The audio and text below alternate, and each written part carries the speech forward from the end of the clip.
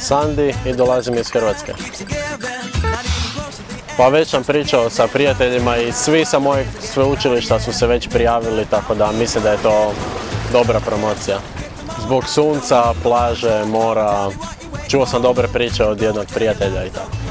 Naravno plaža, Alcazaba, Cabo de Gata, Mojácar, prijatelji, sve. Naravno, nakon godinu dana na ponovno okupljanje bilo bi lijepo. Almería najbolje mjesto za tvoj Erasmus.